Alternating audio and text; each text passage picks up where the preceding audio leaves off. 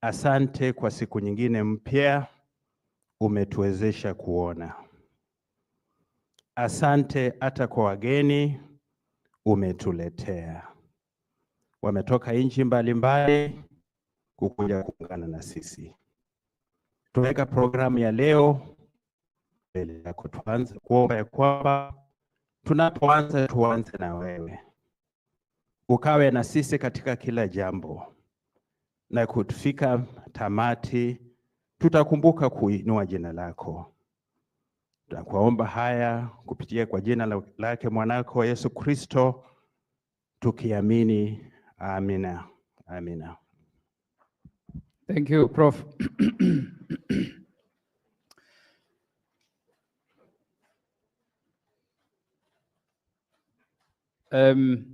Ladies and gentlemen, we are on our second day of the PCC conference. And I believe our first day yesterday was quite successful and we had quite a number of interactions. Today we expect quite a packed day because of a number of programs that are lined up for us. And I believe everybody will have a good, productive day. To start us off today, we are going to have a keynote address by Professor Mark Graham, whose brief I am going to give you. Then I'll give him the podium to take it over. Professor Mark Graham holds the position of a professor of Internet Geography at the Oxford Internet Institute and contributes as a research affiliate at the University of Oxford's School of Geography and Environment, along with a visiting researcher role at the Berlin Social Science Center. With a PhD in economic geography, his research interest lies in understanding the implications of Internet's pervasive reach on the future of work, particularly focusing on the division between winners and losers in this digitally connected era. His work has been recognized with numerous awards, supported by funding from entities such as the British Academy, the ESRC, the European Research Council, the US National Science Foundation, and the German Ministry of Economic Cooperation Development.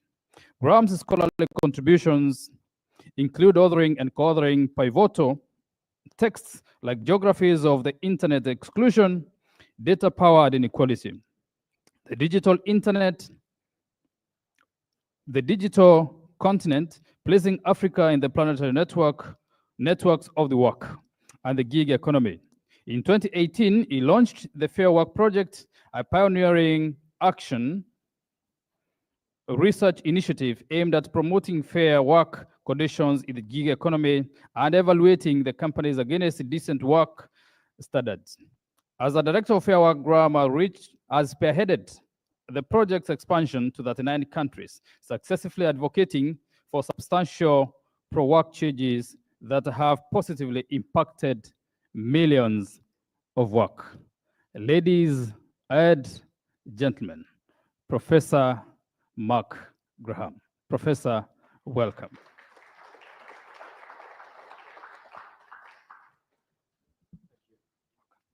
Cheers. Is there slides? Sure. Do I have a clicker? Yeah, sure. Thanks. Good morning. Good morning, everyone.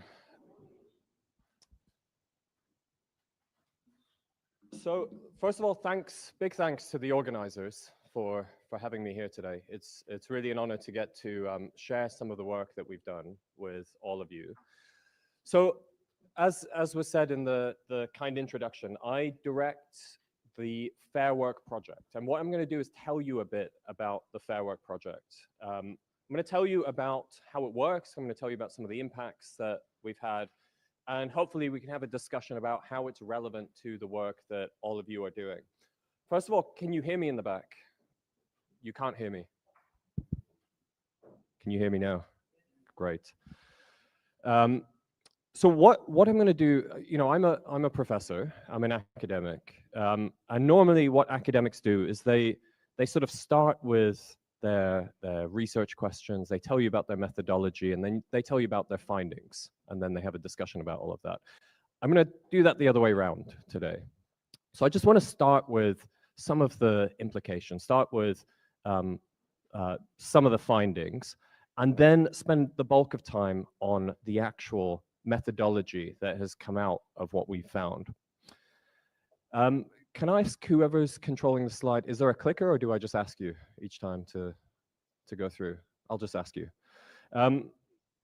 Now, I've been studying the digital economy for a long time, for about 20 years. If we can go back one slide, please. Thanks. No, forward one slide.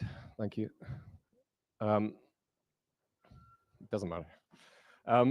So I've been studying the digital economy for a long time. I've spoken with workers doing all sorts of digital work all over the world for the last 2 decades or so. I've spoken with hundreds of workers. My team have spoken with thousands of workers. And so what I'm going to tell you kind of comes out of all of those conversations with workers that we've had. Could we go 2 slides forward, please? So just very briefly, what I want to share is some of the ways in which digital companies, tech companies, what they do is they allow companies to sort of define 2 structural features of digital work. And so the first one is they set up what you might think of as a global labor market in which workers from all around the world compete with one another.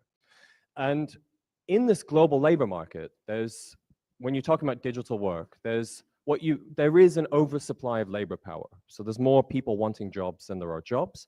And this kind of creates a race to the bottom. It creates a race to the bottom in wages and working conditions. So that's all I'll say about that for now. Next slide, please. And the second structural feature that these companies bring into being. Next slide, please. Thank you.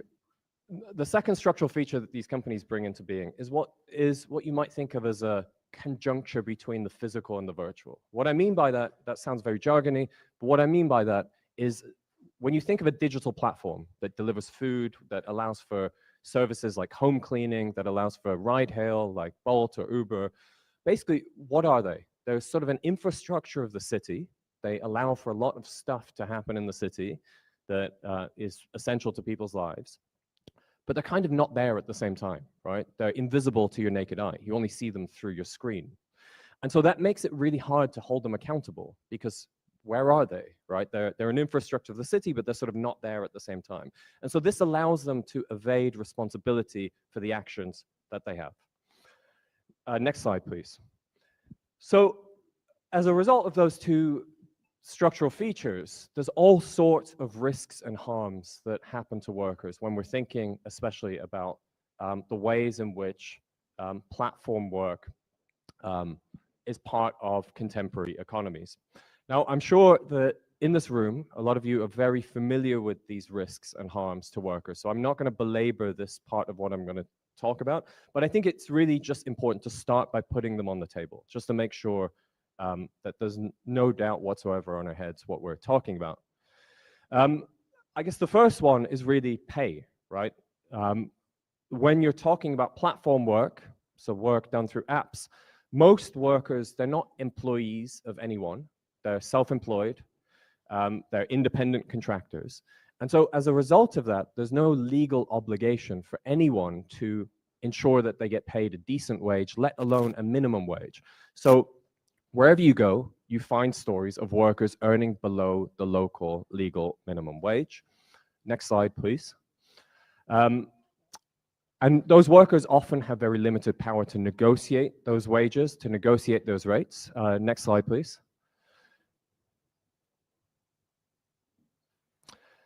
Those workers, as a result of that, often have to work very long hours. I've spoken to many workers who are sometimes go without sleep for a day or 2. Next slide, please. And the companies themselves encourage that. Unsafe working conditions. This is the case when you're looking at workers doing data work, like content moderation, exposed to really harmful content, but also for workers in the physical gig economy, doing stuff like food delivery, or think of cleaning or care workers. They have to go into the homes of strangers, which of course comes with a lot of risks. Drivers who deliver food, who drive vehicles, they have to, there's not just the issue of traffic in which they can be injured, but in many cities around the world, there's risks of kidnapping, hijacking, robbery. And if anything happens to these workers, of course, they have this double risk of losing their income because no one's got their back, right? Next slide, please. Discrimination, unfair management. So almost every platform, I'm sure most of you in this room have used platforms as users, as consumers. Anytime you've used one, you're usually asked to score a worker, to rate a worker. Now, if you impose a scoring system on any society, in any society there's biases, there's discrimination. If you impose a scoring system on a society, that bias will filter through into the rating system, and there's all sorts of research showing how that happens. So discrimination and unfair management, it's baked into the very systems of management on these platforms. Next slide, please. And of course, workers they have a structurally weak bargaining position. They're individualized by platforms. Platforms put a lot of work into trying to do whatever they can to ensure that workers do not organize collectively. They engage in union busting, they fire workers who are organizing, they get rid of them. Next slide, please. Now, that doesn't mean it's not happening, though. So almost everywhere where you see the gig economy, almost everywhere where you see platform workers, you see examples of workers organizing. We see this all over the world, including some of the best examples of gig workers organizing I have from here in Kenya.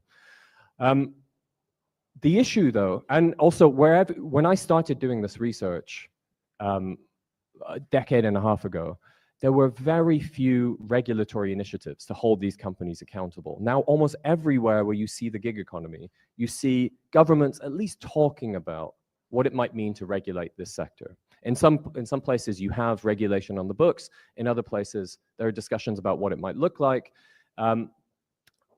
The problem, though, is despite those efforts of workers organizing, despite that regulation on the books everywhere, all of those risks and those harms that I just talked about, they still exist, right?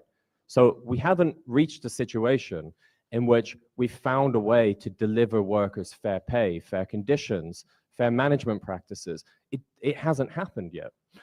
And so this was a really depressing place for me as a researcher studying this stuff, to keep engaging with the same findings over and over and over.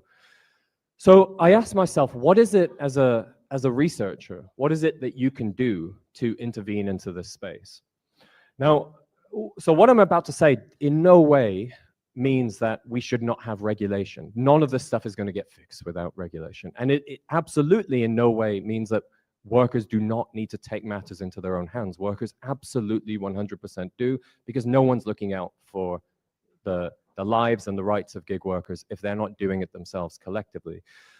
But I asked myself, what is it that you can do as a researcher to also additionally intervene into this space in order to try and move the conditions of workers upwards? And so that's where the idea for the Fair Work Project comes from. So what we do, just in a nutshell in the Fair Work Project, is we establish principles of decent work, of fair work. We turn them into a scoring system. We give a score to the companies that are either employing or mediating these jobs.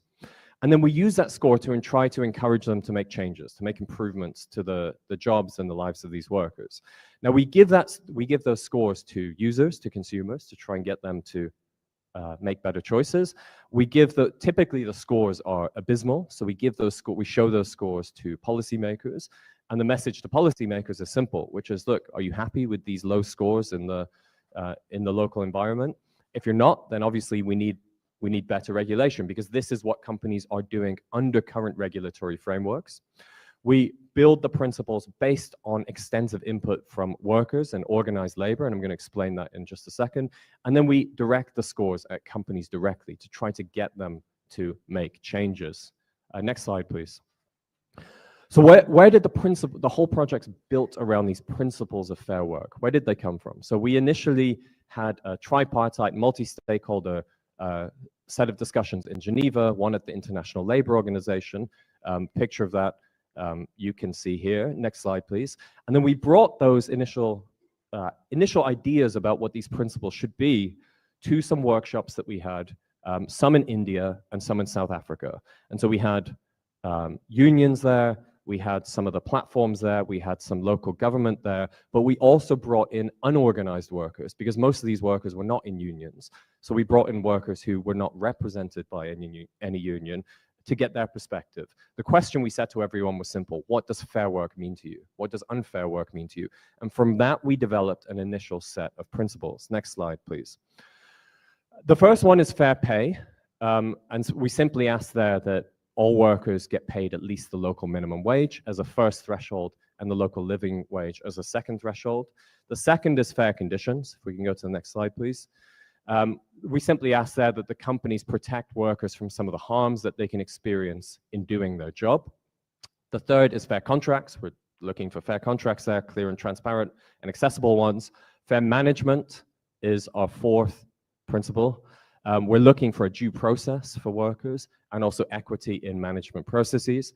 And last but not least, fair representation. So at a baseline, we're asking for a company to ensure freedom of association and the expression of worker voice.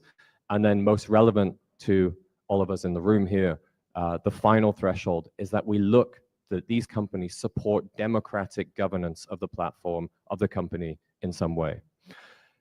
Now, what I just described to you were just the top level ones. The ways that the principles are actually operationalized, I don't expect you to read all of that, is in a very granular, detailed way. So we give these companies a really, really granular understanding of how we operationalize these principles in detail. Next slide, please. And so we turn it all into this scoring system. I described 5 principles to you, and there's 2 points per principle. 2 thresholds per principle. So what that allows us to do is give a score of up to 10 out of 10 to any of these companies. And that's what we do. Next slide, please. The way that we do that is we analyze the contracts. We look at what's actually promised to the worker in either the contract or the terms and conditions. Then we speak to the workers themselves, because sometimes something will be promised to workers, but then you speak to the worker and the worker says, I've never heard of that, or that's not happening, or this is why it doesn't work in practice. So we look for both policy and practice to be realized. And then we speak to the managers of these companies. Now, when we speak to the managers of the companies, it's not just a moment for us to gather data from them. It's a moment of negotiation. So what happens when we speak to these managers is we don't just say, tell us about what you're doing. We say, here's what we think's going on, and here's the sorts of improvements you would need to make to get a higher score. And when we give them scores, we're basically speaking the language of some of these companies. You know, they quantify everything, they use ratings, they use scores extensively, and a lot of them do not want bad scores. So we go to them with a score, and the reaction of a lot of them is, well, how do we improve our score? And the way that we try to encourage that thinking or that behavior, next slide, please, is we put all of the scores of all of the companies on these league tables. So we compare the companies against one another directly. So here you can see the scores that we have from Kenya for the last 2 years.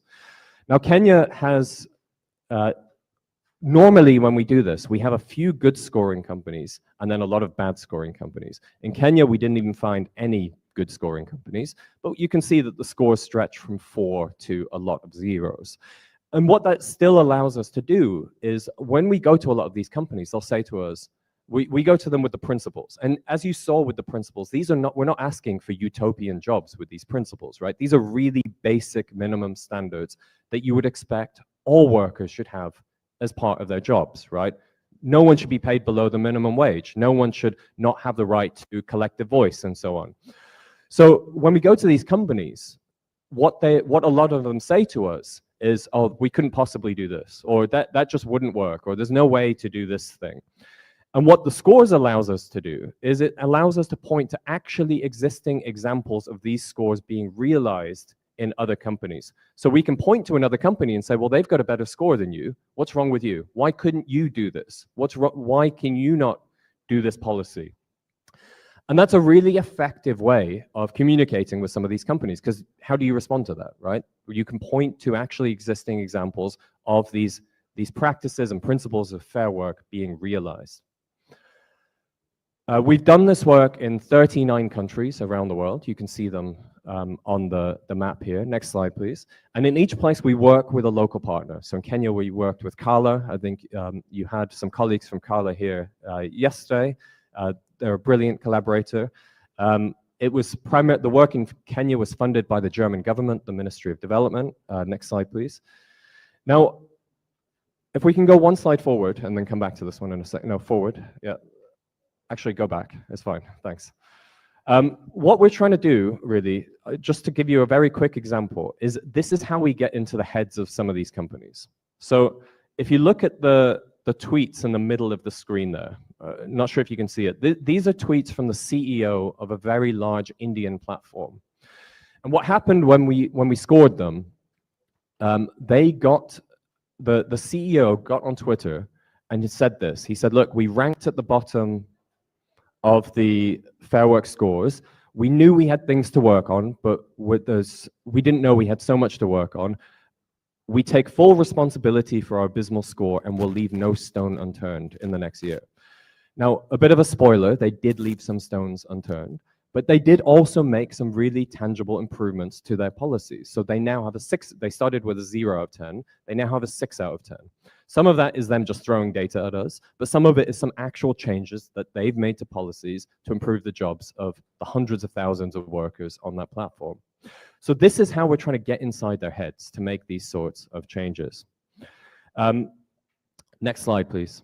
So in doing all of this, in all of these countries around the world, we've now had 310 instances of companies making changes. So for us going to the company and them saying, how do we improve our score? So we'll give them a list of what they actually do to improve it.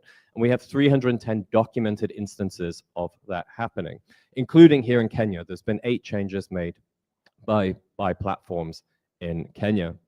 Next slide, please. And so we don't just do beyond these direct engagements with companies.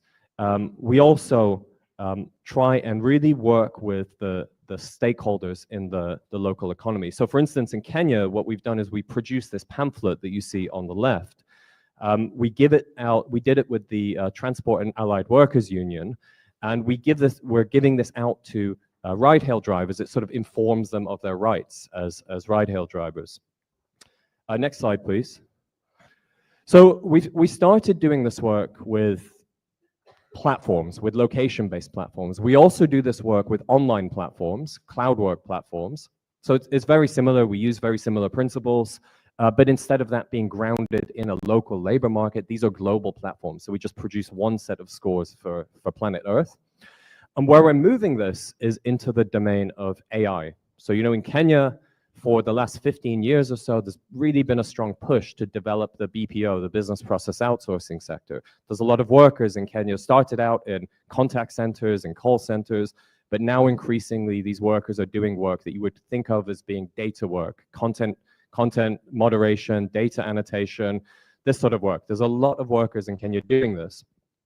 And so what we're trying to think about is how you use this method that we've developed in which we score companies, how we move this into the domain of data work. Next slide, please. And so the way that we're thinking about this is, you know, with platforms, when you score the likes of a Bolt or an Uber, what happens is they're the direct intermediary. So they have a consumer-facing side, but they also contract with the worker directly.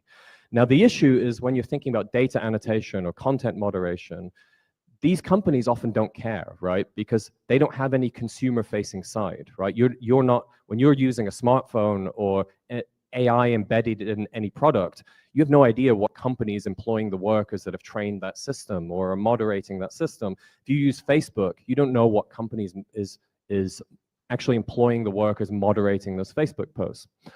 So what we're doing is something a bit different insofar as we've piloted the project in which we have gone to some companies, including here in Kenya, and given them scores based on the conditions of work that they offer to their workers. But now we're going to the lead companies, so the companies that actually contract with the companies doing the data work. So what I mean by that is think of Facebook. You use Facebook. Facebook's the consumer-facing company. Everyone knows Facebook. And so we go to Facebook and we say to them, look, we know there's data workers up in your supply chain. We know where they are, we know who they are, and we know what score the company gets. And so we want you to work with us to try and give those companies better score. So you might think, well, why would they care about that? Now, the reason why we think there's an opening for this right now is in the EU, this summer, there was an act passed called the EU Due Diligence Directive. And what this directive mandates is that all big companies that do business in the EU have now a legal obligation to ensure minimum standards, both environmental standards and social standards for all workers in their supply chain. So I think it's sort of intended with commodities in mind, right? If you're a chocolate company doing business in the EU, you ensure that the plantation workers on the cocoa farms, that they have decent conditions, even if they're not your employees. But what we're doing is making sure that we think about that directive through the lens of data work, BPO workers, so that we can say to the companies doing business in the EU, you have a legal obligation to ensure that these data workers have decent conditions. And I think a lot of these companies don't even know who the workers are, right? They'll just contract with some intermediary company to get this work done. But this is now the work that we have for ourselves, is to try and pressure them, try and encourage them to work with the likes of us to push decent conditions through the whole supply chain. Now, we've already got a lot of companies signed up to sign what we call a pledge, and this pledge commits them to using these scores to make better decisions. So we have companies or organizations ranging from McDonald's in Germany, as a result of this due diligence directive, has signed this pledge, ranging from them to the Church of England has signed this pledge. So we really, a whole range of quite large organizations have committed to it. If any of you are interested in your organization signing the pledge, it's free, it's easy to do. The link is at the bottom of the screen there. And so just the very last thing that I'll say is a lot of what I've just talked about, a lot of both the problems, the issues in the workplace that I've talked about, but also the potentials for some of these solutions. On the regulatory side, on the organizing side, we talk about cooperatives a lot in this book. And we also talk about some of these social initiatives like Fair Work in it. It's all made it into this book that I just had come out in the last few months. So the point of this book is basically it's thinking about AI not as automation, not as anything artificial, but it thinks about AI as humans. AI is human labor all the way down, all the way up.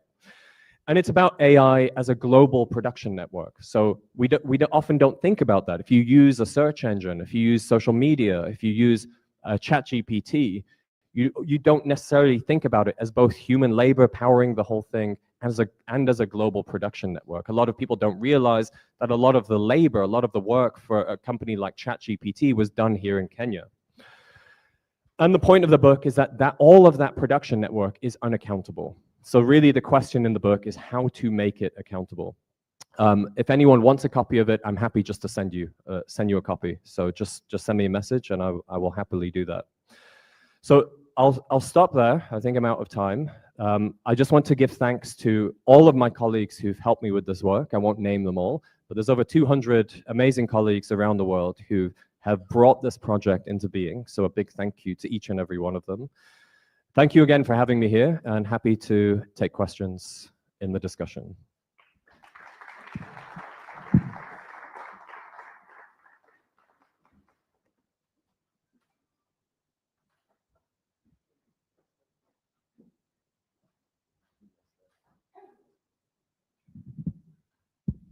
Excellent. Wow, right? Amazing.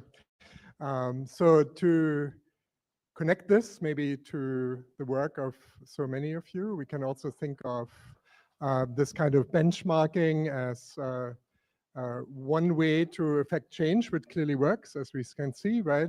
We see the work of unions, as Kauna does with the African Content Moderators Union, and then of course also worker power through cooperatives, right? Through ownership, like so many of you are doing. So I don't know, we can just start off. I don't know, maybe Kauna has a question for Mark. I don't know. All right, thank you, Mark, for the wonderful presentation. I think one of the questions I have is the AI supply chain, especially in Kenya, that is outsourced mostly through the outsourcing companies, and the big tech usually escape accountability. So how does your work really influence that? Because you usually, speak to the BPOs, but now how does the big companies now, the big tech companies, come to play in your work? Yeah. Yeah, thanks for the question. I think I rushed through that a bit at the end.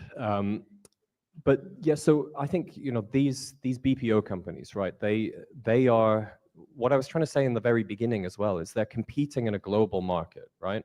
When companies go to these, and in Nairobi, there's so many of them, right? I mean, you probably know better than how many are there in Nairobi? Just dozens and dozens of them, right? And these BPO companies, why are they here? Why are they in Nairobi? They're in Nairobi because they want cheap labor, right? They're not setting up shop in Switzerland, right? They're not setting up shop in Norway. They're setting up in Nairobi because they want cheap labor. And what happens when you raise the price of labor, right? It's not hard for them to move these jobs somewhere else, and that's the wicked problem that we face here. You raise conditions in one part of the world, and these companies, they don't have much fixed capital. It's not like a car company or a microchip factory that's set up shop and done a big investment into the local economy. These BPOs, they're just vast office buildings, them well, vast office buildings full of tiny cubicles, each one with a computer station in it, and a chair and a desk, and that's it. So how hard is it to move something like that to India, or to the Philippines, or to South Africa, or to Ghana? It's very, very easy. It's very cheap for them to move these jobs. So that's the awful problem that workers in this sector face, is that the sector is reliant on cost competition, right? On price. That's very price sensitive. So what can you do about that, right? Like the workers, of course, can and should organize, but the companies are going to be resistant to, you've seen that happen, right? When you guys organize, and then the company moves the jobs to Ghana, right? Because they're like, we can't deal with this, we don't want to deal with this, let's move the jobs elsewhere. So I think that's where the potential of something like the EU's due diligence directive hopefully comes in, where it mandates the lead firms in the company. So not the Samas or the Majorels or the companies based in Kenya, but the lead firms, the car companies that are using AI, the social media companies that are using AI, the supermarkets that are using AI, the airlines that are using AI. Almost every big company now is using data work somewhere in its supply chain. And it mandates that those companies pay attention to the conditions of all of the workers in the supply chain. Now, I might be being a bit hopeful, but I think we're in a place of not much hope, right? This is a very, very dire situation that a lot of the workers find themselves in. So I think it offers an opening. It offers a potential with this due diligence directive to go to these companies and say to them, look, you have a mandate, you have a legal obligation, not just an ethical responsibility, but a legal responsibility to pay attention to the conditions of workers in places like Nairobi. And so, but that's sort of where the likes of us come in, is to try and provide this sort of information infrastructure to say to them, look, you might not know who the workers are, you might not know the conditions of these workers. We've developed a system to audit them, to pay attention to those conditions, and to try and then, as much as possible, insert these principles of fair work into the supplier agreements of these big companies. One more quick thing I'll just say about this. Sorry for the really long answer. One thing that a lot of people don't realize is that some of the big tech companies, Google, Facebook, and so on, they already have policies in their supplier agreements that stipulate minimum conditions for the workers in their whole supply chain. A lot of people don't realize this. So Google, for instance, Alphabet, they have a condition in their supplier agreements. So this applies to their suppliers and their suppliers and everyone all up the chain, that no worker doing any work for Google should work more than 60 hours a week. Now, you're probably thinking, that's a really awful standard, right? It is, right? We moved away from 60-hour weeks a long time ago. But it's the very fact that they have that condition in their supply agreements shows that they already have the kind of contractual setup that allows them to impose these minimum standards up the supply chain. So the work to do is pressuring them to make that a more humane standard, right? That could be not just maximum hours, but minimum wages could be inserted as a clause right next to it. So I think there's the potential to try and improve some of these jobs, but also the difficulty with the fact that we're working in a totally global planetary labor market. All right, let's see if there are questions. Yeah, Cecilia and Michelle. So can somebody get a microphone?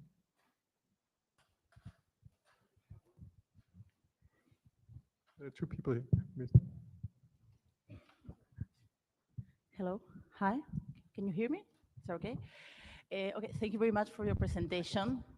Can you hear me? Okay, there we are. My name is Cecilia, I'm from Argentina, and I have the pleasure of sharing the Fair Work workshop in Ecuador last year. And we start talking about, we were talking about platform cooperatives. That's what the work fund we are for. And we start that very challenging conversation about thinking about our scoring for platform cooperatives and about some stuff, especially about ownership. That is something is not in the score you have already presented, but I think it made a big difference to own our technologies, our platform. So maybe you can comment something, or we are talking about, because well, here we are in the platform cooperative.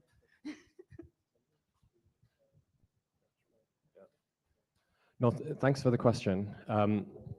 I guess, and thanks for coming to our workshop also in Ecuador.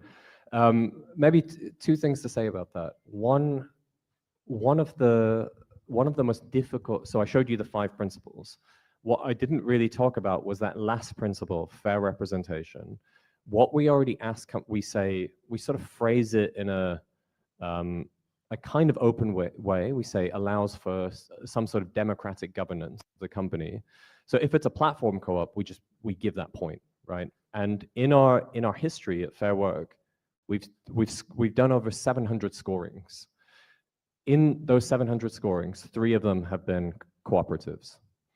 Each one of those cooperatives has gotten a really good score, because it doesn't. If you're a cooperative, it doesn't mean you're automatic. Like, it's entirely feasible. It's entirely conceivable that you're a cooperative and you don't meet a lot of these criteria, right? You can pay really awful wages. You could not look out for the interests of the workers. But I think what that shows, I mean, we only have a sample of 3, is if the company is governed and owned by the workers, they don't want to exploit themselves, right? They don't want to give themselves awful conditions. They don't want to have unfair management practices. So we looked at some of our data, and of all of the sectors that we work in, so food delivery, ride hail, professional services, and then cleaning and care work, which one of those do you think has the highest score? What do you all think? So it was care work. That, to me, that was a bit counterintuitive. Like, why would care work have higher scores? To me, that seems like a sector that, it's traditionally informal. There aren't traditionally strong protections for cleaners and care workers. In most parts of the world, it's informal work. The reason why, and maybe the other thing I should say, so the average score that we have out of 10 is 1.9. So it's abysmal, it's terrible. And so in all the sectors, the score is low. But care work was just slightly higher than the others. And the reason why it was slightly higher is those 3 outliers that were all cooperatives for cleaners and care workers that were just skewing the scores upwards so much. So yeah, we've got those 3 examples, and I don't think we're never gonna, by using, one thing that we're trying to do with the principles is, of course, encourage companies to make changes. Now, I'm under no illusions that when we go to Uber and show them this, they're gonna be like, okay, fine, we'll turn into a cooperative. It's not gonna happen. But it does show a way that, it does allow us to show the differences between different models. We can point to this model and say, look, they've got really good scores, and we can point to other models and just point to the absolute exploitation and the dire conditions for those workers in a numerical way, which people understand, which is very easy to understand. And, you know, Trebor and I have been speaking for quite some time now about what it would mean to use this method in the co-op sector, to try and use these, because again, it's entirely possible to self-exploit, right? There's nothing automatic about being a co-op that means you have good working conditions for your workers. It just seems less likely to happen. So we've been talking about how do we use a set of benchmarks, a set of standards that we can all agree on, that don't just fall out of the air, but all of you can have discussions about, all of you can have define and come together and say, okay, what are the minimum standards that we collectively think we should never fall beneath? And so that's really the purpose of all we're trying to do. And I encourage you all to have those discussions as well, to think about where should we never go beneath? Because I think if you don't have those minimum standards, it's always possible to fall below them, especially with some of the stuff that we were talking about, where you're with the global platforms, with the cloud platforms, but even in local labor markets where there's fierce competition, there's always the temptation to self-exploit, basically. Well, I'm sure there are many questions. I mean, an obvious one, and probably on the mind of some of you here, right, is that, well, cooperatives already have principles, right? So the 7 cooperative principles. So how do you see in that in relation? Like, why more principles? No, thanks. You know, I guess the method that we use is not just principles, right? It's scoring. It's turning the principles into scores, turning the principles in operationalizing the principles.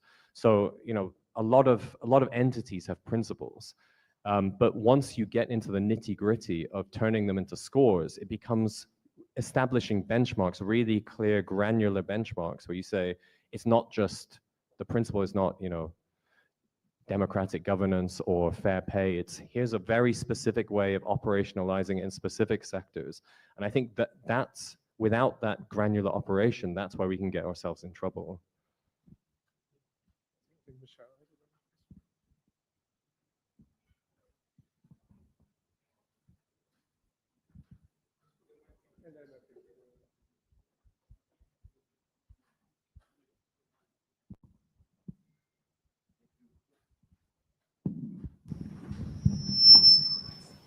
Thank you. 1, 2, 3, probando. Did you hear me? Yeah.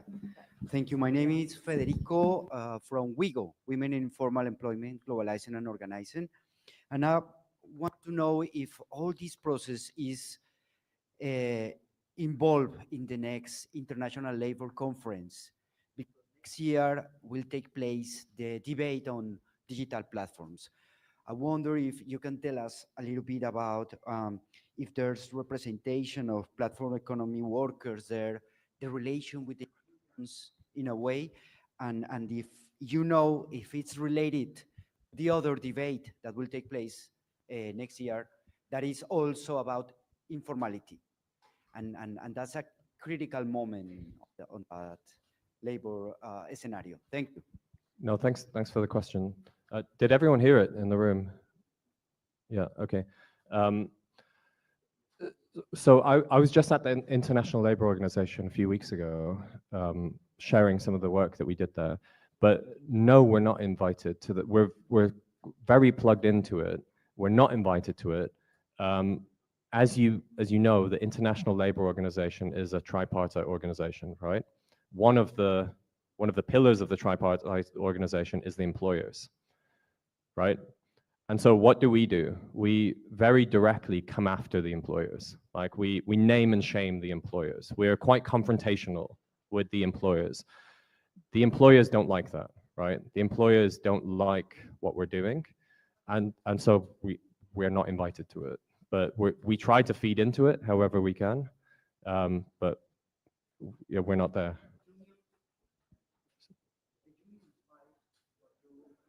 Yeah, so we engage extensively with unions everywhere where we work. It's the first thing that we do is we speak to the unions, we go to them. We have our principles, we have revised them pretty much every year. And the way that we revise them is we sit down with the unions and we ask them, does this look right to you? You know, we have this set of principles. Does it work here? Does it make sense to you? Does it currently define how you're thinking about minimum standards of fair work? And we also engage with the unions in terms when we publish our scores, we go to the unions and we say, do you know anything we don't? You know, should we Sometimes unions will say, you can't give this point to this company because we've heard cases of X or cases of Y. So we talk to the unions extensively, both to define the principles and to operationalize the scores. But yeah, we're not involved in the ILO process. I wish we were. I see Caroline is here. Perhaps you would like to say something? Caroline's from ILO. Good morning, and thank you, Prof, for this really insightful presentation. And it really aligns with findings of ILO studies. And we have one specific one that we conducted between 2022 and completed this year and validated, looking at digital labor platforms in Kenya, exploring women's opportunities and challenges. And I mean, it's really, really aligned. I was supposed to be on the panel, and I thought he's already spoken to everything that I would have said. And so, the reason I put my hand up is because with the work with the fair work findings aligning with what we have at the country level. We have the validation of this study involved the tripartite constituency in Kenya. So we had the government through the Ministry of Labor, we had the Central Organization of Trade Union in Kenya, and the employers as well. Okay, and these are some of the findings and the reflections that will be made at the floor of the International Labour Conference. And so it's our hope, and there's been a lot of engagement that is happening in the lead up to the ILC next year. So fair work may not be there, but definitely the voice that the findings that you're sharing with us here will definitely be raised by employers and the governments. And hopefully I still get to share some of the findings specifically. No, thank you. I appreciate that.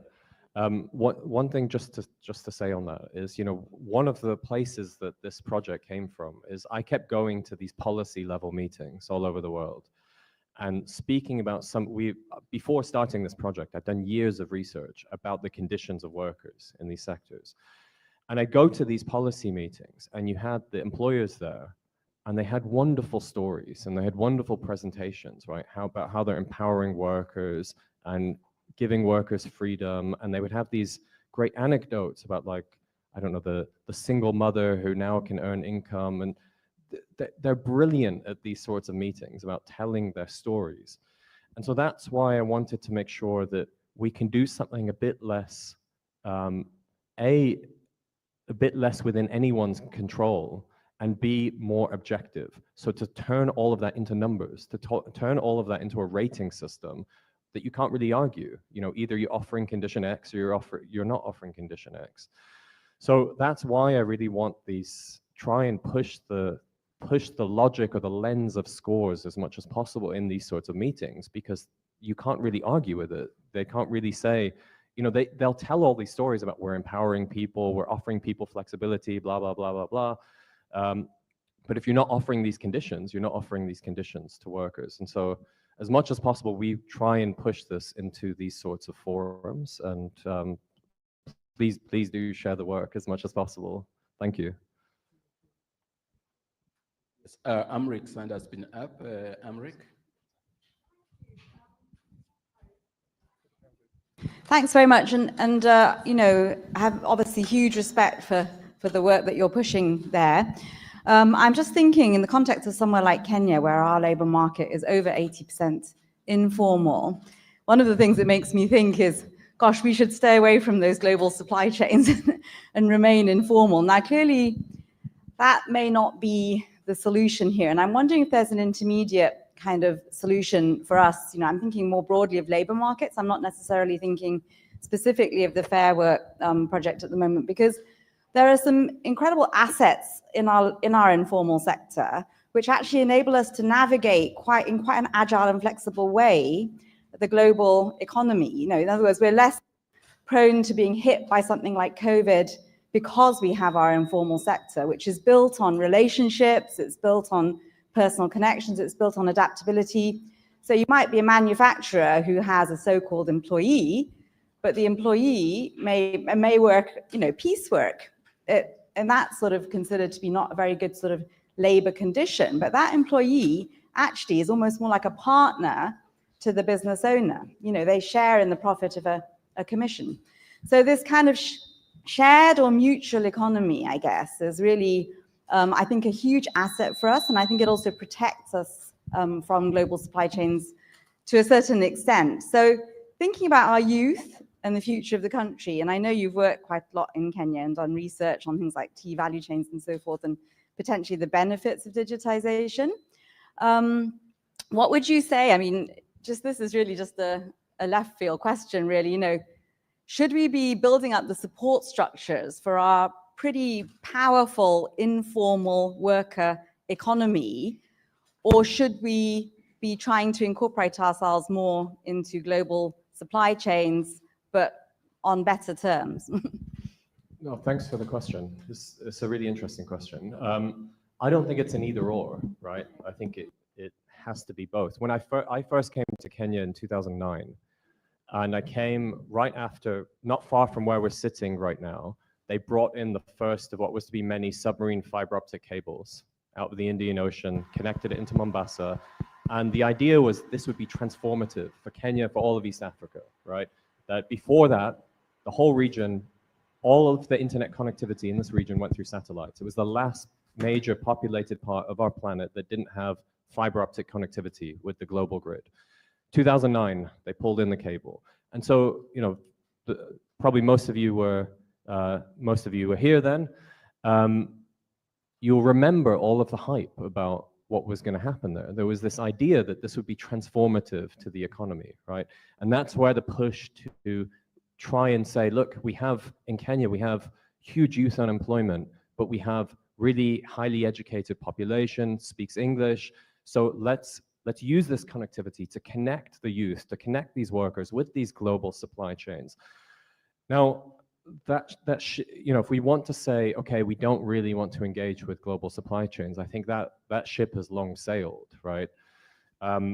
It's happened, it's here, there are workers who rely on these jobs, there are families who rely on these jobs. So I think we can't really go back to a world in which we say, how do we make Kenya more insulated from these supply chains? Kenya is it has to sort of, these jobs, there's a lot of people who rely on these jobs, right?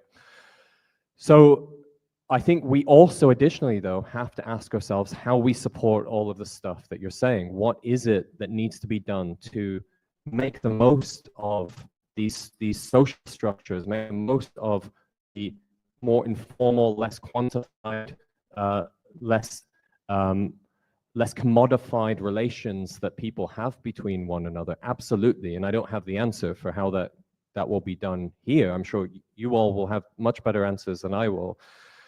But I don't think Kenya or anywhere else can really meaningfully turn its back on all of these jobs that are coming in from outside. People want them, people need them, and I don't think there will probably be a lot of chaos if any decision maker somehow shuts the door on these. The question really is, how do we make them decent jobs? How do we ensure that they're decent jobs? And I think that's the work in progress that all of us have to work on. Yeah, I'm going to bring one more voice into this discussion. Caroline Njoki from ILO. How do we make decent jobs?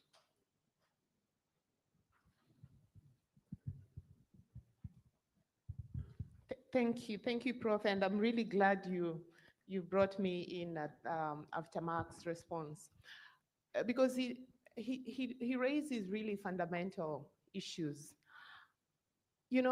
Online work, whether location-based, platform work, whether location-based or online, is seen as a panacea to address Kenya's large unemployment, especially for young people. And absolutely, it is an opportunity. As you said, the story of a young mother who is able to earn, I don't know, $150 and now can feed their family. But then, under what conditions? Are the jobs that are mostly outsourced to workers in Kenya, changing the economy in any structural way? And what are the outcomes really that people are getting from these jobs? One of the things that we haven't maybe spoken to as much, but probably will come up, is the lack of social protection. I mean, there is minimum wage, yes, which is a challenge, but there is really no social protection. Online work comes with a promise of flexibility, but many of online workers are not able to disconnect because the wages are too low that if you disconnect, you're going to sleep hungry. And so we really need to look at the decent work deficits that are really becoming inherent for this type of work. And lastly is the extension of informality, because we keep speaking about the challenge of informality and what that does for rights and for the decent work agenda. And it's really a continuity. Think about a driver, before, and specifically I'll speak to Kenya because we are here. The rates that Kenyans would pay for taxis before, simple, from Jomo Kenyatta to downtown Nairobi, it would be 2,000 shillings, yeah? Comes in a platform that moderates this service. It is the same job. It is the exact same job, but with much less pay in a time of inflation and in a time of increased fuel prices. And so it is making a situation that was bad worse, unfortunately. And there is really need to interrogate what the opportunity is for online work and how we should be able to protect those that are working in these platforms. Now, for women, the study that we did in 2022 to 2024 also spoke about earning less than men. Well, maybe you don't pay the Uber driver less because that's predetermined. But there is a lot of free work that is being done, especially with crowd work. People doing the same type of work, making way less, especially in the global south and specifically to Kenya, where we studied. And those are some of the discussions that really will be present at the International Labour Conference next year. Well, I don't think there will be any silver bullet, but the fact that this is actually being discussed speaks to the relevance of this for workers, for employers, and for governments. And I'll come back and indicate what the government of Kenya has asked us to do in support of this. Thank you, Caroline. Yeah. I don't know. Kauna, maybe? I don't know if you... Thank you. Yeah, I love the question she had asked about we accepting the jobs or leave it informalized. But I think the work I did, speaking from my own experience, we have to do the work. We, the humans, have to do the work. Because for me, I did moderation for Hausa language, which is a Nigerian language, which I don't expect anyone else to be able to train AI in Hausa language if we, the humans, who are the speakers, the originators of those language, don't impute those data into the system. But I think the major thing to ask is at what expense? I think that's a major question we should ask ourselves. At what expense do we do this kind of work? How does it affect the humans who do the work? And at what payment also? Because at some point, where the fear of AI replacing humans is real, because after I've inputted so much data, I've trained AI, what am I? So I think this conversation is very important, and I like what Mark have said regarding pushing the narrative of making this work decent for everyone, and also the long-term impact it will have on the humans that are doing the work. Are they recognized? We all use Facebook, TikTok, and all these other apps that we use. We've never known maybe there's a human behind, because we can see some of these engagements, the response in Swahili, in your native language. Who does that? And how does it affect those who do the work? So I think we're going to do that. We'll talk more about that in the next session. And I think in the context, maybe to link it to the beginning of this conference, to the first day, the stakeholder meeting, and also yesterday, I think we just looked at what perhaps also cooperatives can bring to this conversation, right? So I think what's important here is like that there are no panaceas, right? So legislation isn't the panacea, benchmarking isn't the panacea, and of course platform co-ops are also not the panacea, right? It's so there isn't just one answer, but there's a plethora, right, of responses, and I think that's sort of we see that, and that's I think just to sort of link that to the rest of the event. And she raises a really excellent point on, what is the path of growth for those that work online, especially at, especially let me use micro work,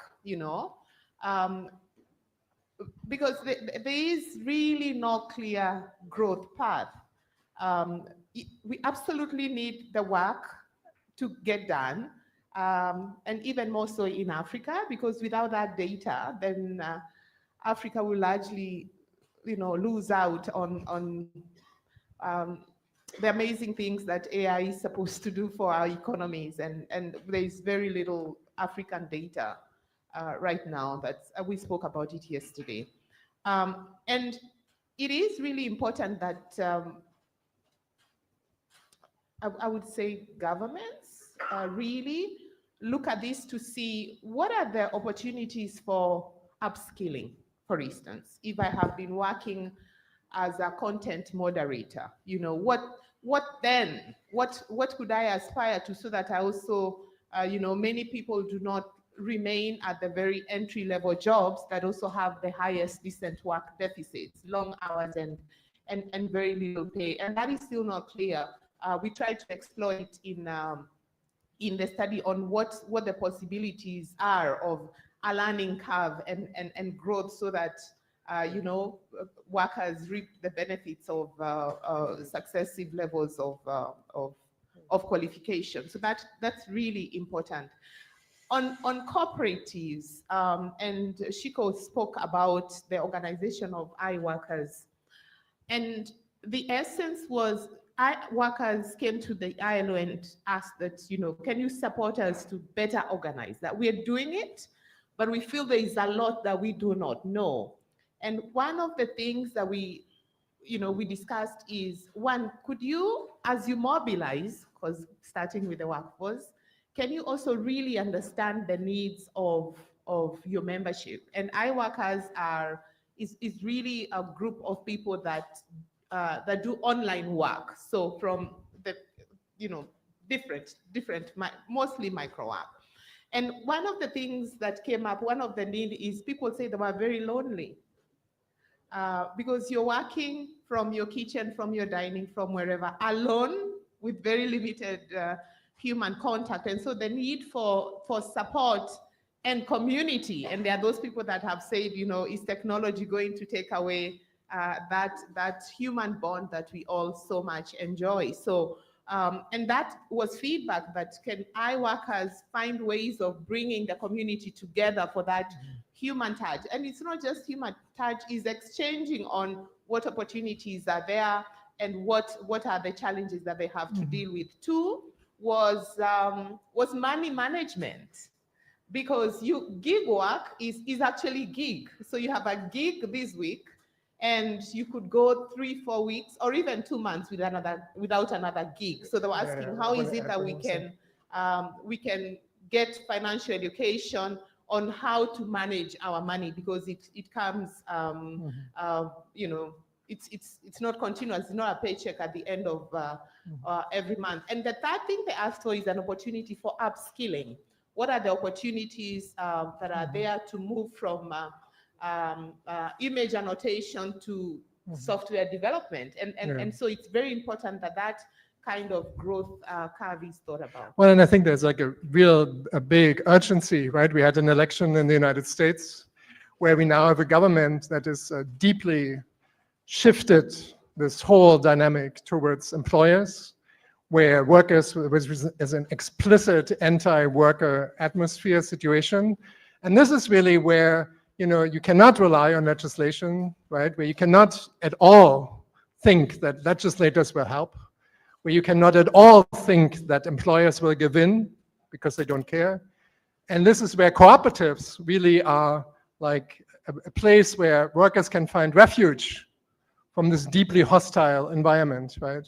So I think there's a whole new importance actually in the last few days for migrants, for immigrants to the United States, for undocumented workers, right? For whom this is the only place where they can actually have like decent working conditions.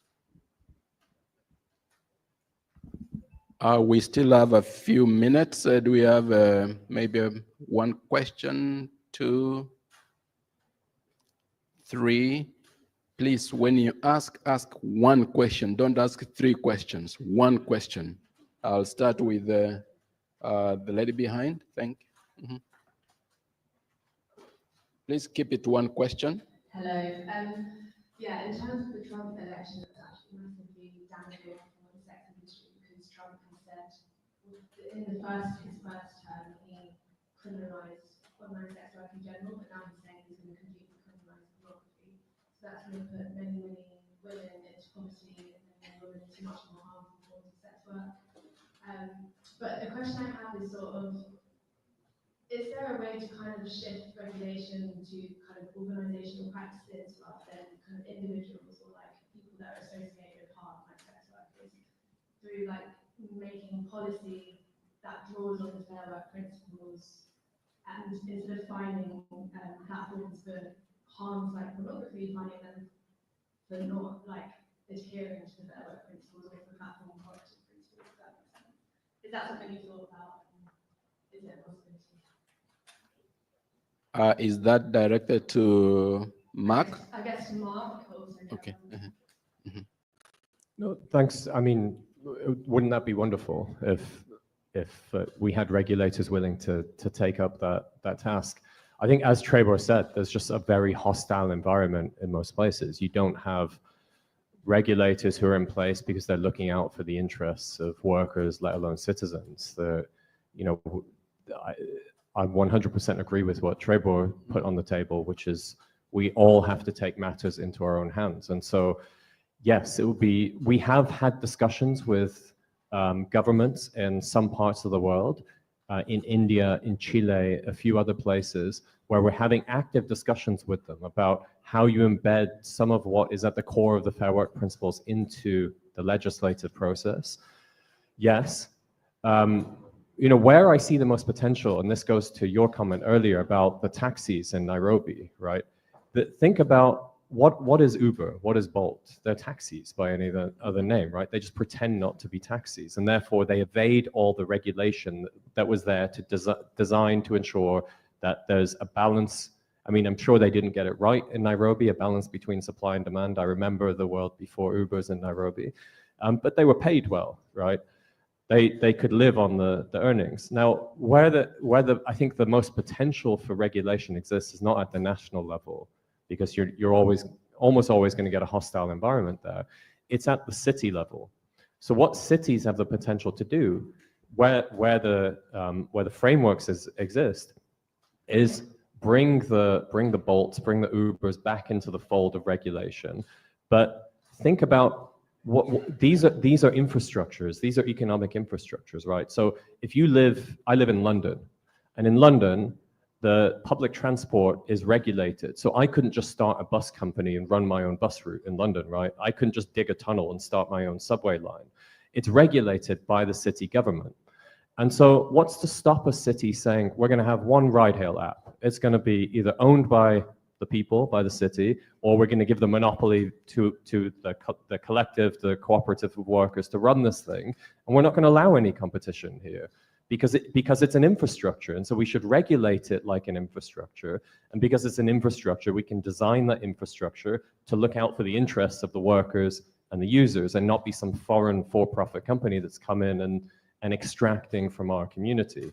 So I think more city governments, more regional governments need to be thinking about regulation in this sense, about like, that's where they have power, right? Because if you're thinking about ride hail, you're not working in a global labor market. It's a very local transaction. That demand is always inherently going to be local.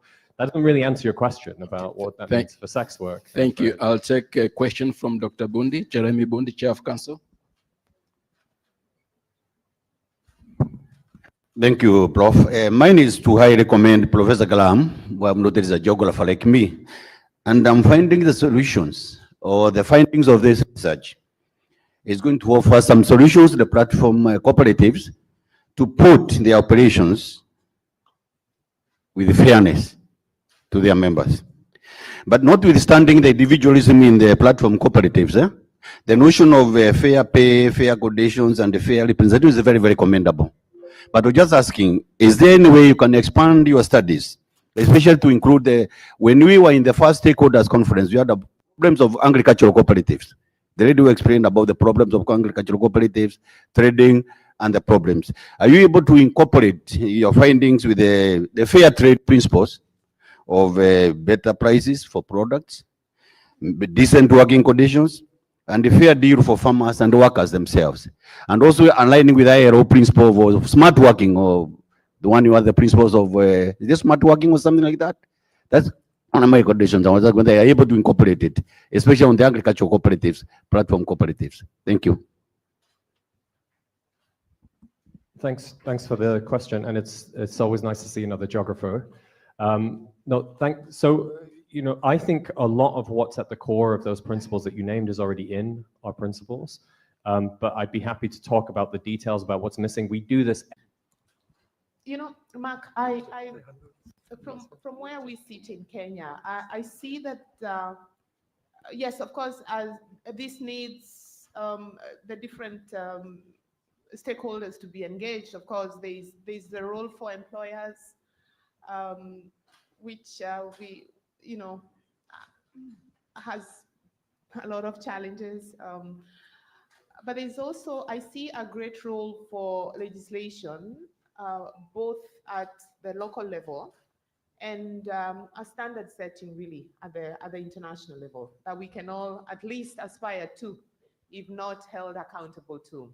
And the reason for this, one of the challenges that we have in Kenya right now is employment law, as it sits now, does not make any reference to workers in these non-traditional forms, traditional roles.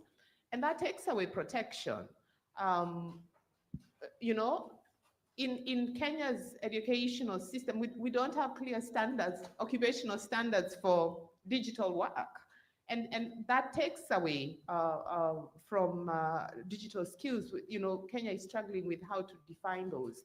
And so the government of Kenya has come to the ILO with a request to support them develop a digital labor policy. And I know we should not all be caught up in legislation, but that is really, really, really important, that there is a policy that sets out different parameters and that will lead to the reform in some of the employment laws that then gives power to people that are engaged in different forms of work. They've also asked that we support them with looking at a digital jobs strategy. Because as it is now, a lot of the digital skilling is done by social enterprises, NGOs, etc. And there's no big picture as to how Kenya, you know, would consolidate its digital skilling to really take advantage of digital transformation. So there is that, especially for countries where it does not exist.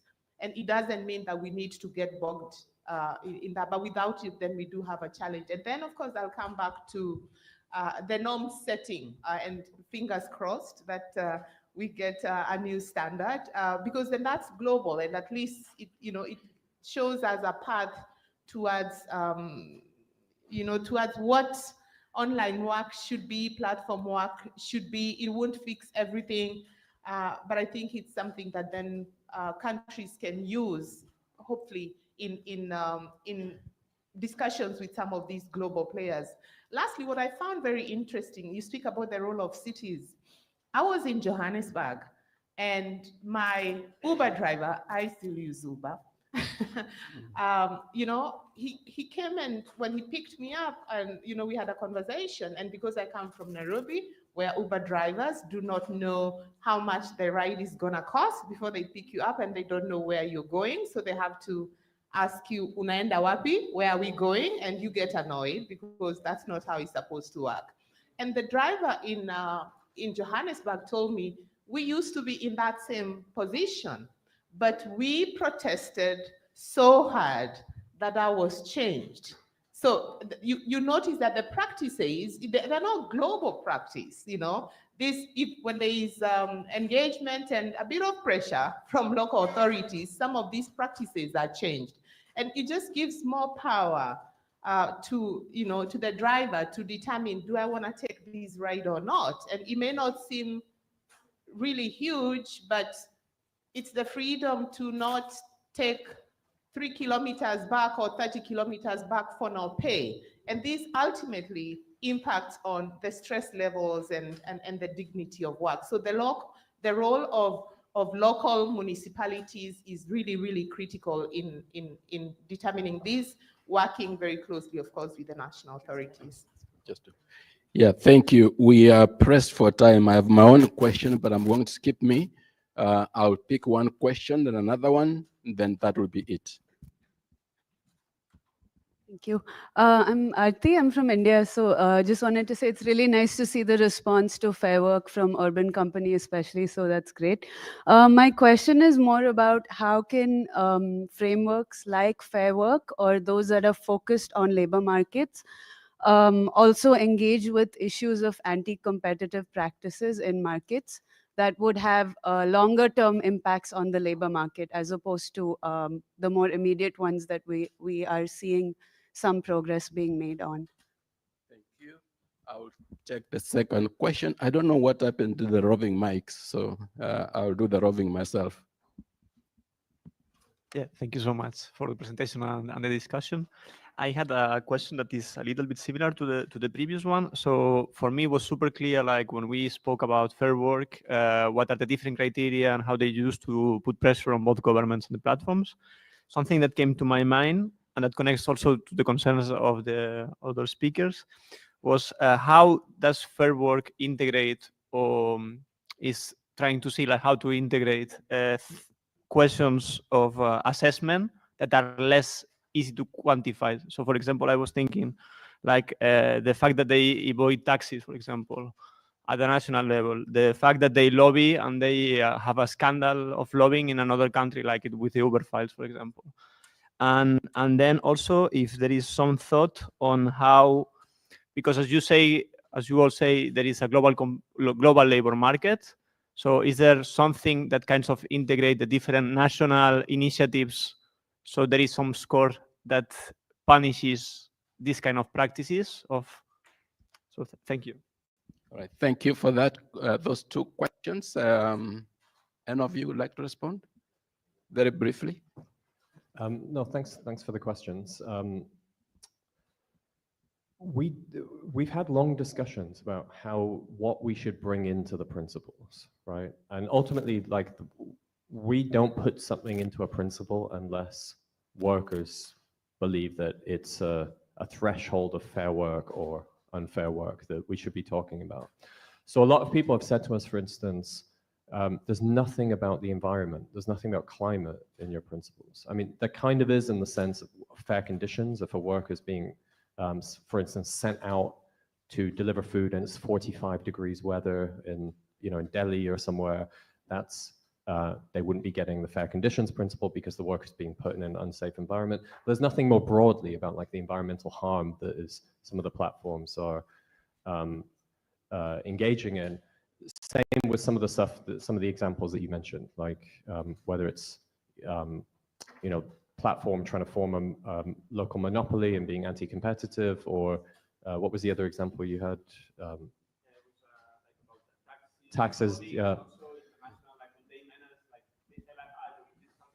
Yeah. Yeah. Yeah.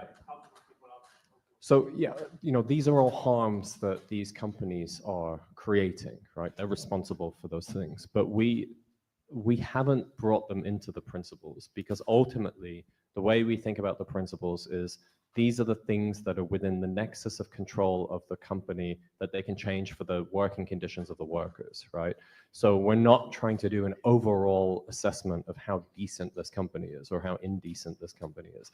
It's more narrow than that. It's what are the conditions of the workers? And you know, you can definitely make the argument that if they're not paying their taxes, they're ultimately harming the conditions of all workers.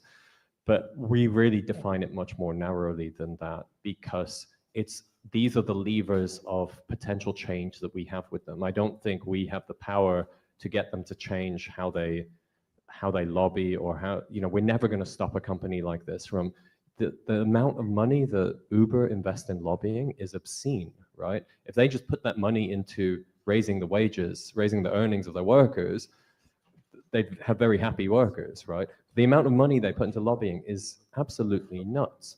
But they're not going to stop that, and we're not going to get them to stop that. So ultimately, our battle is really just focused on the working conditions, and my hope is that other organizations can push them on those issues. I don't know if you want to respond to anti-competitive. Thank you, Mark. Caroline, last word. Thank you. Discussions on the future of work and therein conditions of work in the platform economy, in my opinion, need to also take a regional approach. Sub-regional within the regional economic communities, and specifically in Africa. I think these are conversations that sub-regions can have, you know, and hopefully that there can be some near consensus on a bit of regulation, so that, you know, at least minimum standards cut across. Because if the threshold in some of the countries are too low, then you know what is happening. It is, they'll just cross the border to the next country. So I hope that in the future we'll have some sort of consensus within sub-regions and within Africa to create a fair playing ground for, especially for workers, but also it's also for the companies, to be honest. Thank you. All right, thank you very much. Mark, it does seem like this is a topic we're going to continue engaging on into the near future, and looks like we'll probably organize a meeting on that alone. But let's appreciate Professor Mark Graham.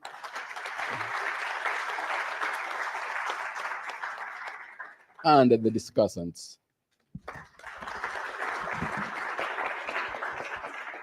Thank you. All right, thank you very much, Professor and the discussants, for that quite insightful discussion. I have two announcements to make. One, informed that our chief guest is Robert Within, and the official opening will take place at exactly 10:30. So we are advised to take our short tea break, maximum 20 minutes, then it's 10:15. All right. We'll discuss and see whether we can do it at 10:35, right? Yeah. So we take our tea break, 20 minutes, we'll be back. Thank you. Enjoy your tea.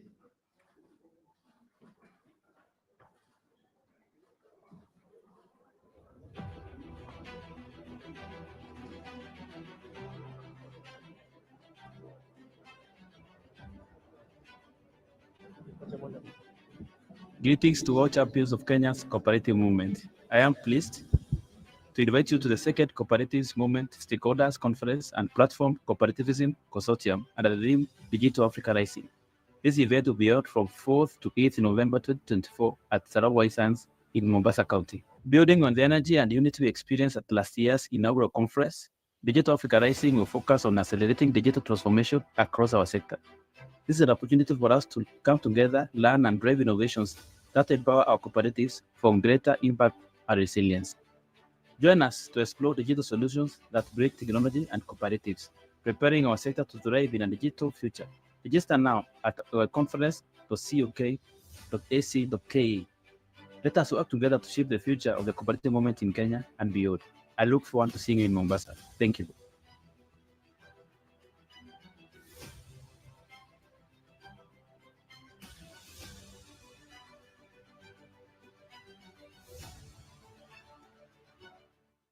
Welcome to the Cooperative University of Kenya, a modern public university that helps you discover your potential and nurture it to the highest level.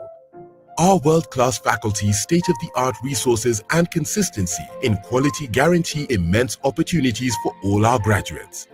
We admit both self-sponsored and government-sponsored students for all our degree, diploma, and certificate programs, which are validated by both CUE and TVETA. We also offer courses through online, open, and distance learning. Apply today. Intakes in January, May, and September. For more information, visit our website www.cuk.ac.ke or call 0724 311 606. The Cooperative University of Kenya. Quality cooperative training.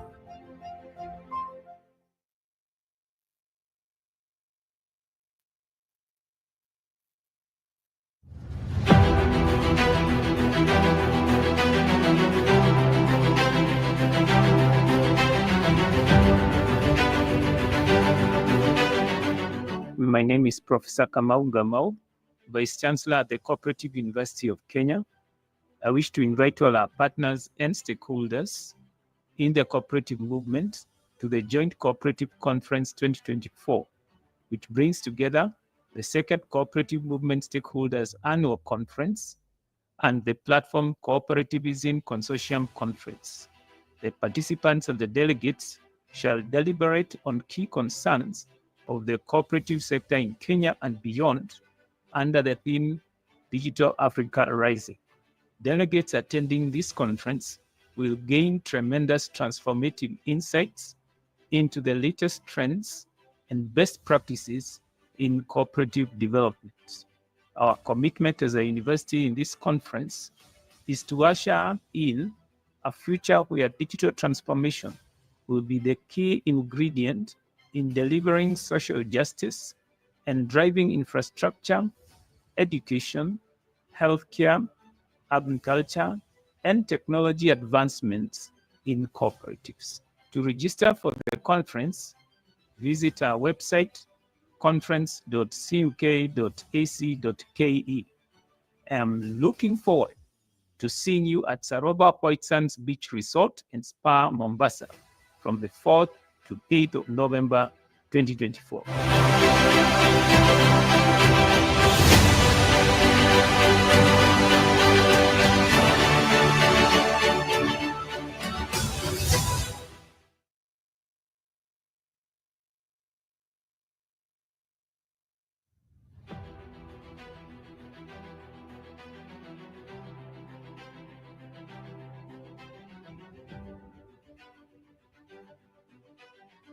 Greetings to all champions of Kenya's cooperative movement. I am pleased to invite you to the second Cooperatives Movement Stakeholders Conference and Platform Cooperativism Consortium under the theme Digital Africa Rising.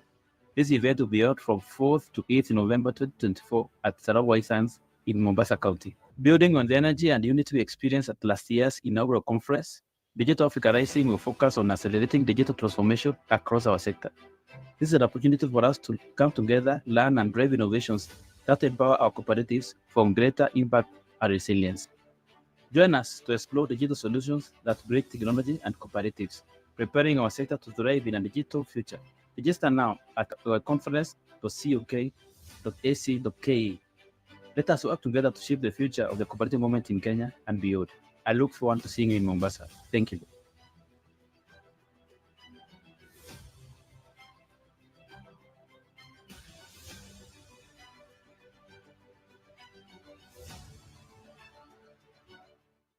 Welcome to the Cooperative University of Kenya, a modern public university that helps you discover your potential and nurture it to the highest level. Our world-class faculty, state-of-the-art resources, and consistency in quality guarantee immense opportunities for all our graduates.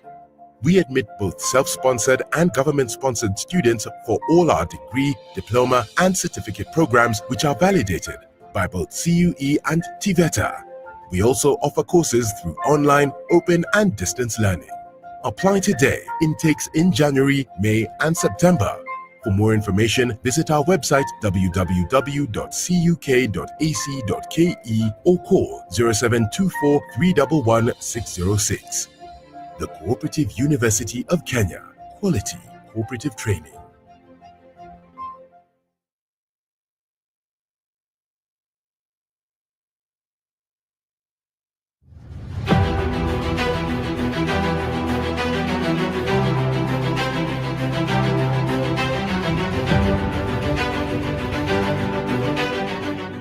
My name is Professor Kamau Gamau, Vice Chancellor at the Cooperative University of Kenya.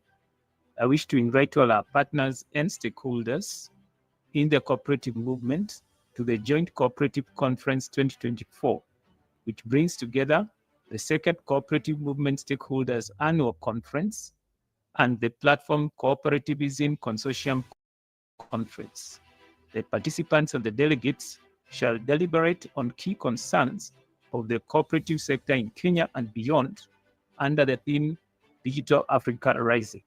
Delegates attending this conference will gain tremendous transformative insights into the latest trends and best practices in cooperative development.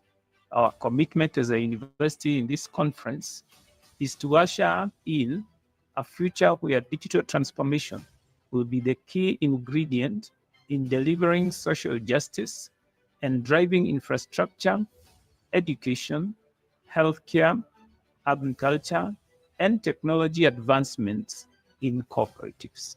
To register for the conference, visit our website, conference.cuk.ac.ke. I'm looking forward to seeing you at Saroba White Sands Beach Resort and Spa, Mombasa, from the 4th to 8th of November 2024.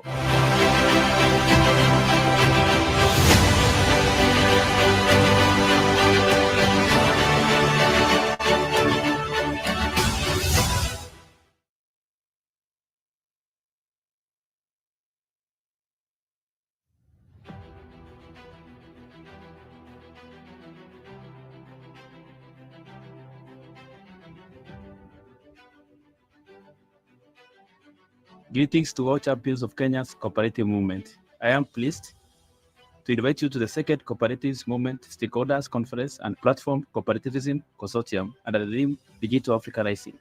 This event will be held from 4th to 8th November 2024 at Sarawak White Sands in Mombasa County. Building on the energy and unity we experienced at last year's inaugural conference, Digital Africa Rising will focus on accelerating digital transformation across our sector. This is an opportunity for us to come together, learn, and drive innovations that empower our cooperatives for greater impact and resilience. Join us to explore digital solutions that break technology and cooperatives, preparing our sector to thrive in a digital future. Register now at our conference.cuk.ac.ke. Let us work together to shape the future of the cooperative movement in Kenya and beyond. I look forward to seeing you in Mombasa. Thank you.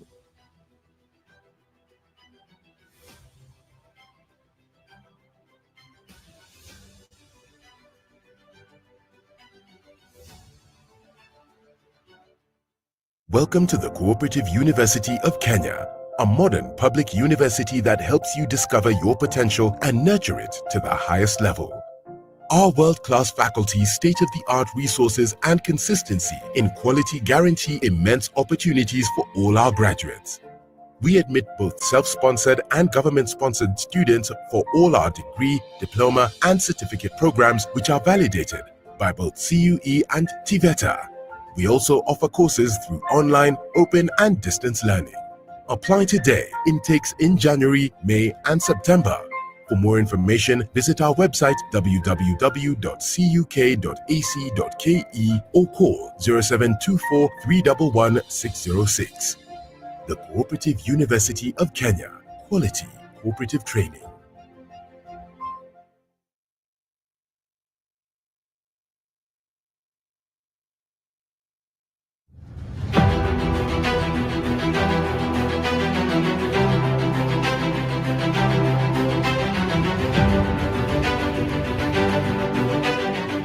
My name is Professor Kamau Gamau, Vice Chancellor at the Cooperative University of Kenya. I wish to invite all our partners and stakeholders in the cooperative movement to the Joint Cooperative Conference 2024, which brings together the second Cooperative Movement Stakeholders Annual Conference and the Platform Cooperativism Consortium Conference. The participants and the delegates shall deliberate on key concerns of the cooperative sector in Kenya and beyond under the theme Digital Africa Rising. Delegates attending this conference will gain tremendous transformative insights into the latest trends and best practices in cooperative development. Our commitment as a university in this conference is to usher in a future where digital transformation will be the key ingredient in delivering social justice and driving infrastructure, education, healthcare, agriculture, and technology advancements in cooperatives. To register for the conference, visit our website, conference.cuk.ac.ke. I'm looking forward to seeing you at Saroba Poitsans Beach Resort and Spa, Mombasa, from the 4th to 8th of November 2024.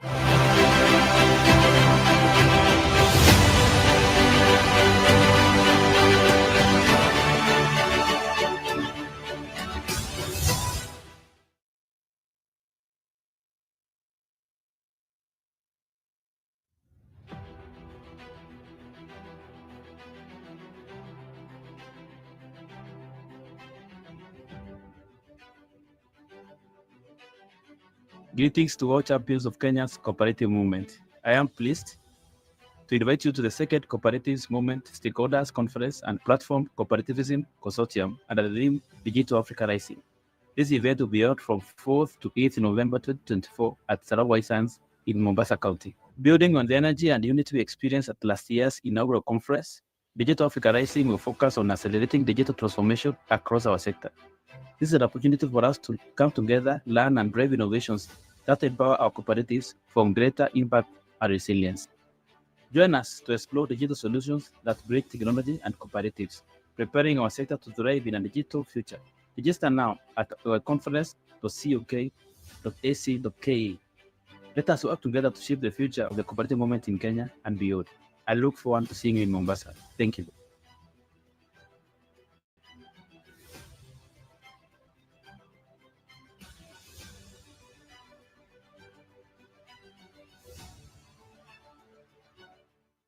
Welcome to the Cooperative University of Kenya, a modern public university that helps you discover your potential and nurture it to the highest level. Our world-class faculty, state-of-the-art resources, and consistency in quality guarantee immense opportunities for all our graduates. We admit both self-sponsored and government-sponsored students for all our degree, diploma, and certificate programs, which are validated by both CUE and TVETA. We also offer courses through online, open, and distance learning. Apply today. Intakes in January, May, and September. For more information, visit our website www.cuk.ac.ke or call 0724 311 606. The Cooperative University of Kenya, quality cooperative training.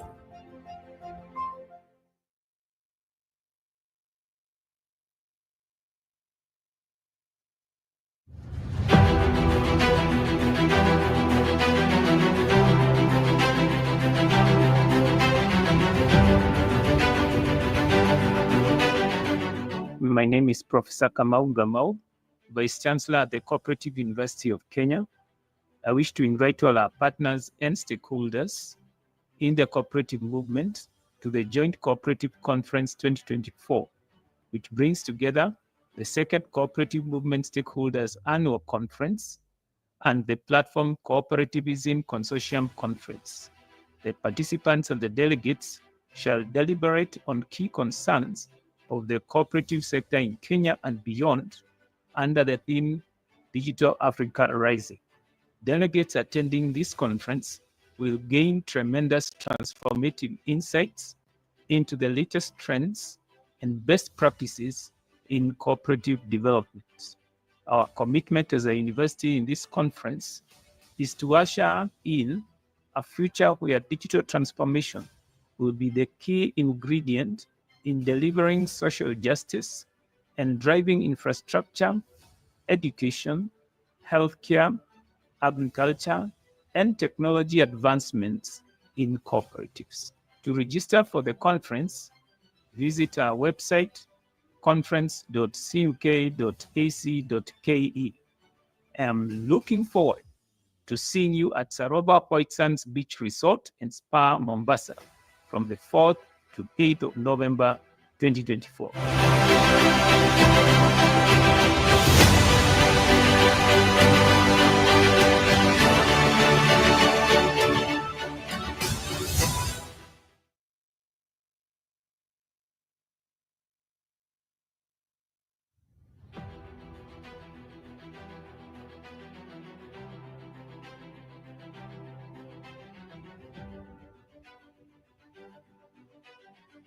Greetings to all champions of Kenya's cooperative movement. I am pleased to invite you to the second Cooperatives Movement Stakeholders Conference and Platform Cooperativism Consortium under the theme Digital Africa Rising.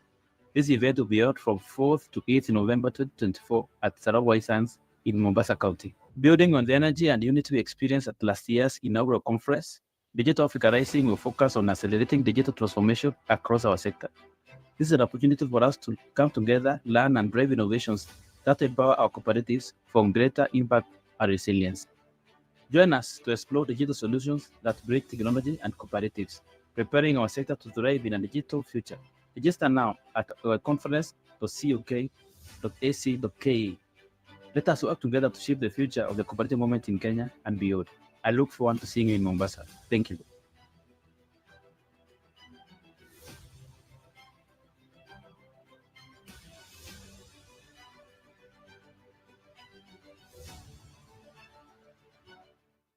Welcome to the Cooperative University of Kenya, a modern public university that helps you discover your potential and nurture it to the highest level.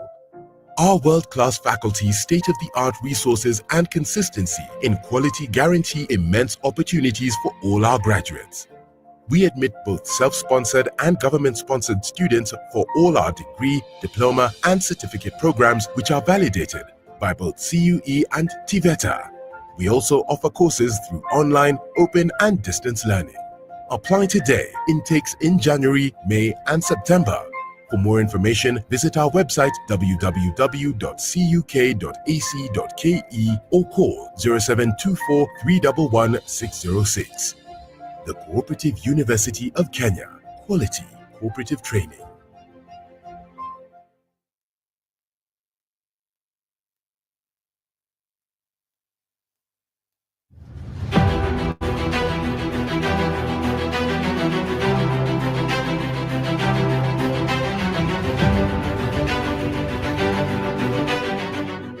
My name is Professor Kamau Gamau, Vice Chancellor at the Cooperative University of Kenya. I wish to invite all our partners and stakeholders in the cooperative movement to the Joint Cooperative Conference 2024, which brings together the second Cooperative Movement Stakeholders Annual Conference and the Platform Cooperativism Consortium Conference. The participants and the delegates shall deliberate on key concerns of the cooperative sector in Kenya and beyond under the theme Digital Africa Rising. Delegates attending this conference will gain tremendous transformative insights into the latest trends and best practices in cooperative development. Our commitment as a university in this conference is to usher in a future where digital transformation will be the key ingredient in delivering social justice and driving infrastructure, education, healthcare, agriculture, and technology advancements in cooperatives. To register for the conference, visit our website, conference.cuk.ac.ke. I'm looking forward to seeing you at Saroba White Sands Beach Resort and Spa, Mombasa, from the 4th to 8th of November 2024.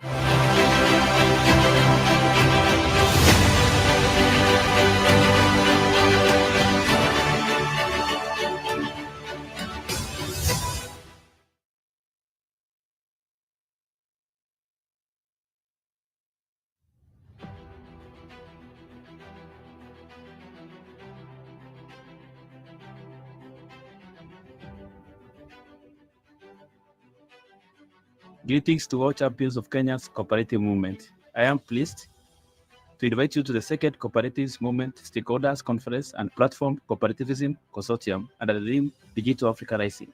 This event will be held from 4